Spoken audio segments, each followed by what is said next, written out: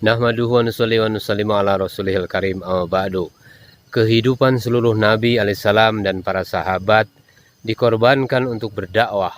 Rasulullah sallallahu alaihi wasallam bersabda yang artinya, di antara orang-orang sebelum kalian ada yang digalikan sebuah lubang untuknya, lalu ia dimasukkan ke dalamnya.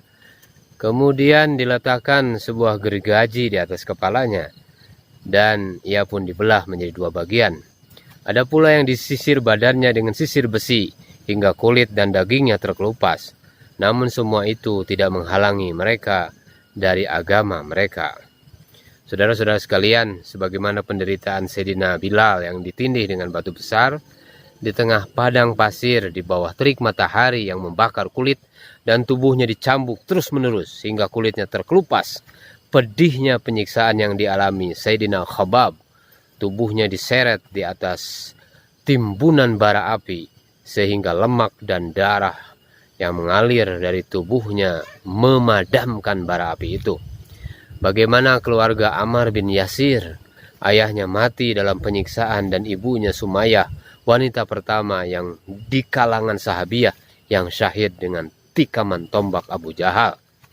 Saudara-saudara sekalian, Rasulullah sallallahu alaihi wasallam bersabda kepada mereka, "Sabran ala Yasir, fa inna mau'idakumul jannah." Bersabarlah keluarga Yasir, sesungguhnya tempat kalian adalah surga. Allah Subhanahu wa taala akan mengganti mereka dengan surga. Innallaha ashtara minal mu'minin anfusahum wa amwalahum bi anna lahumul jannah. Sesungguhnya Allah Subhanahu wa taala telah membeli dari orang-orang beriman diri dan harta mereka dengan memberikan surga untuk mereka. Saudara-saudara sekalian, Rasulullah SAW adalah orang yang berakhlak mulia, yang diutus untuk menyempurnakan akhlak manusia, dan ucapannya berdasarkan tuntunan wahyu. Wa ma yantiqu anil hawa in huwa illa wahyu yuha. Namun beliau juga mendapatkan caci maki, dilempari batu sampai sepatunya penuh dengan tetesan darah. Tetapi beliau terus berdakwah hingga akhir hayatnya. Yuriduna liyutfi'u nurallah biafwahihim wallahu mutimmu nurihi walau karihal kafirun. Walladzi arsala rasulahu bil huda wa dinil haq liyudhiru ala dini kulli walau karihal musyrikun.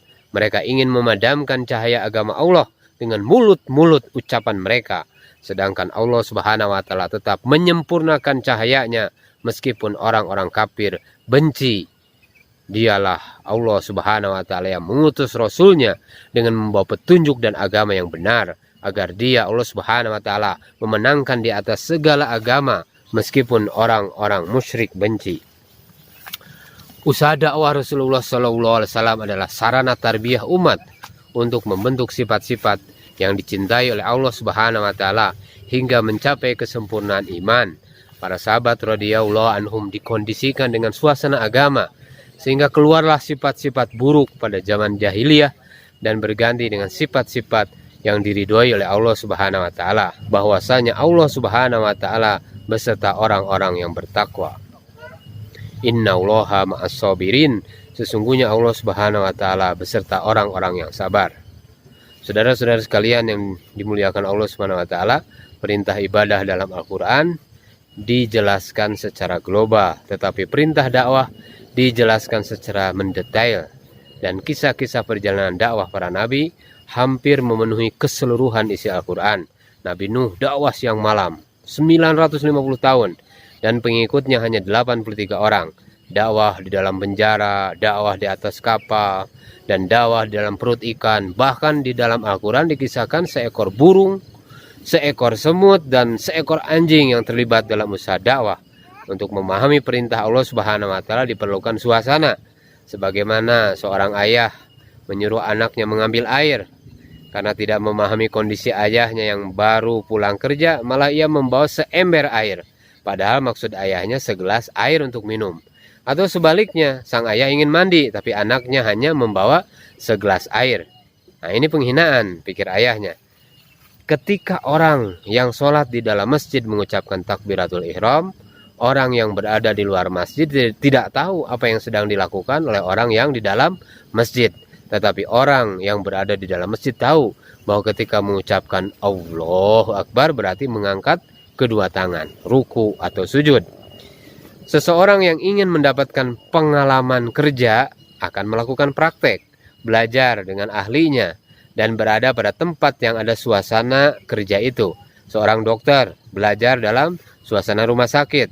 Kemudian seorang montir belajar dalam suasana bengkel.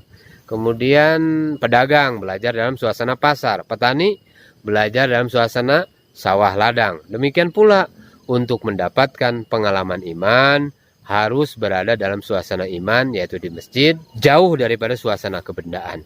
Para sahabat telah membentuk iman mereka dengan dakwah, bukan dengan asbab. Iman hanya bisa didapatkan dengan usaha dakwah, dan amal tidak bisa didapatkan dengan ilmu. Seandainya pengetahuan yang membuat seorang hamba menjadi mulia di sisi Allah Subhanahu wa taala, mungkin makhluk yang paling mulia adalah iblis. Ia mengetahui sebagian berita-berita langit yang diturunkan, namun ia dilaknat. Sebab apa? Sebab ilmunya tidak membuat dia taat kepada Allah Subhanahu wa taala. Oleh karena itu, mari kita buat dakwah, buat pengorbanan, sehingga Allah Subhanahu wa taala memberikan kesan daripada setiap ucapan kita dan memberikan kesan daripada setiap amal kita, sehingga menjadi asbab hidayah bagi seluruh alam. Insya Allah bersedia? Silakan catatkan nama.